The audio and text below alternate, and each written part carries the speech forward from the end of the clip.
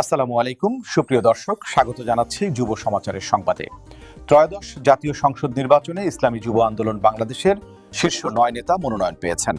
সারা দেশে এখন আলোচনার কেন্দ্রবিন্দুতে রয়েছে সংগঠনটির নেতৃত্বপংক্তি ও তাদের নির্বাচনী প্রস্তুতি। এ বিষয়ে বিস্তারিত থাকছে আমাদের প্রতিবেদনে।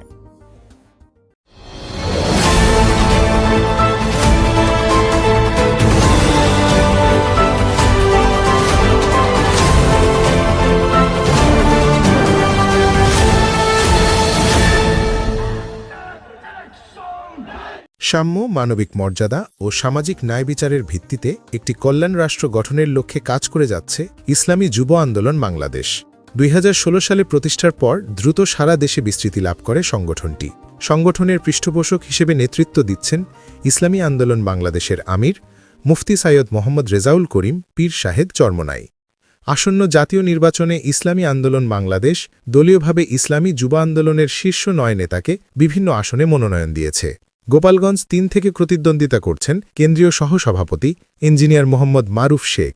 চাঁদপুর 2-এ প্রতিদ্বন্দ্বিতা করবেন সেক্রেটারি জেনারেল মুফতি মানসুর আহমদ সাকি, যিনি ইসলামী আন্দোলনের কেন্দ্রীয় সহপ্রশিক্ষণ সম্পাদকও।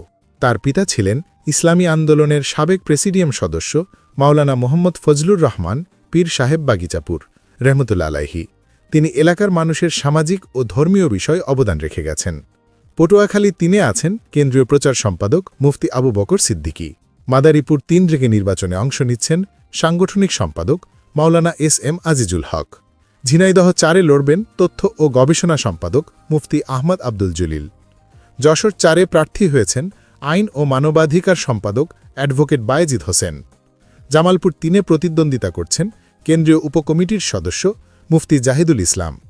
গাইবান্ধা 4-এ লড়বেন পরামর্শ পরিষদ সদস্য সৈয়দ তৌহিদুল ইসলাম তুহিন এবং পাবনা 4-এ প্রার্থী হয়েছেন পরামর্শ পরিষদ সদস্য মাওলানা আনোয়ার হোসেন ফিরিদি। দলীয় মনোনয়ন ঘোষণার পর থেকেই প্রার্থীরা তৃণমূলে ব্যাপক প্রচারণা শুরু করেছেন।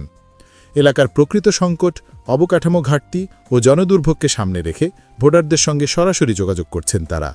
ইসলামী যুব আন্দোলন বাংলাদেশ জানায়, 24-এর গণ অভ্যুত্থান, পুলিশের 19 জুলাই বাইতুল মুকাররমে হামলার ঘটনা এবং বাংলা ব্লকেডের বিভিন্ন কর্মসূচিতে সক্রিয় ভূমিকা এসবই তাদের প্রচারণায় গুরুত্ব পাচ্ছে। সংগঠনের দাবি, ইসলামপ্রিয় ও দেশপ্রেমিক জনতার সমর্থন নিয়ে এবারের নির্বাচনে তারা গুরুত্বপূর্ণ ভূমিকা রাখতে পারবে।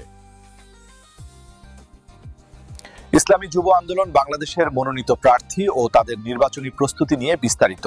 এ ছিল আমাদের আজকের প্রতিবেদন। আমাদের সঙ্গে থাকার জন্য ধন্যবাদ। ভালো থাকুন, সুস্থ থাকুন। দেখা হবে পরবর্তী সংবাদে। আল্লাহ হাফেজ।